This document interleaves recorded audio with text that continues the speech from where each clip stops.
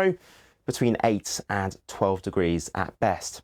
Now, as we move into Thursday, low pressure will be to the northwest of the UK. We see this next frontal system hurtling in from the Atlantic. That is going to bring another dose of very heavy rain in from the west. Ahead of that, we will see some spells of sunshine. It is going to be windy once again, particularly out towards the west. But temperatures just showing signs of climbing a little bit. 9 degrees for Aberdeen, 14 the high in London.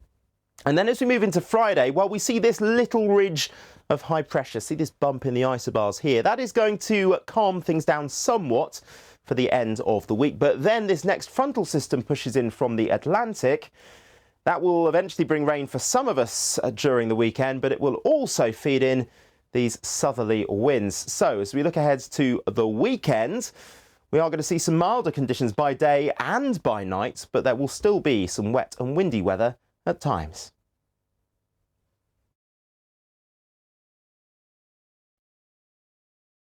Right, this idea that there are wokeists forcing their ideology on people really does rally the right. I think it goes much further than the right. I haven't seen anything quite so melodramatic. You think it stands out? People are actually deciding either to buy a pullover and not turn the heating on. I'm getting old, but even I can only remember one moment when the pound was weaker against the dollar.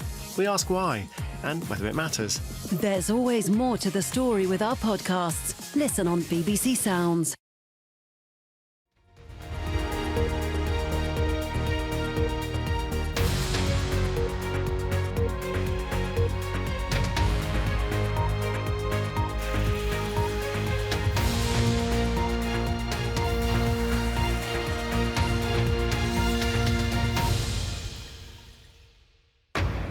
This is BBC News. I'm Frankie McCamley. The headlines. Fresh disruption on the railways this Christmas as the RMT union announces a series of 48-hour strikes in December and January.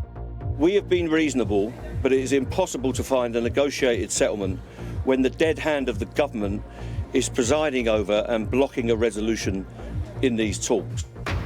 A mother dies 2 days after a flat fire in Nottingham that killed her 2 daughters. The days of cheap labour must end, Keir Starmer tells businesses. The Labour leader says the country needs to be weaned off its immigration dependency. The Manston Centre in Kent, which holds asylum seekers who cross the channel in small boats, has been cleared. And the World Cup in Qatar has seen one of the biggest shock results in the tournament's history. Saudi Arabia beat 2-time winners Argentina 2-1.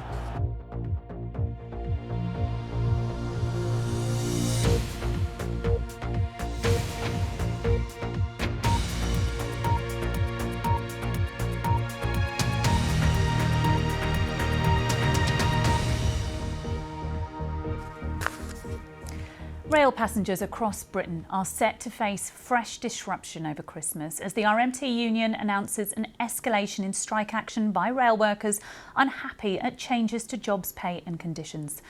Staff at Network Rail and 14 train companies are due to stage a series of 48-hour strikes on the 13th and 14th and the 16th and 17th of December, and again on the 3rd and 4th and the 6th and 7th of January. Mick Lynch, Secretary-General of the RMT union, made the announcement a short while ago. Let's hear more of what he had to say. This latest round of strikes will show how important our members are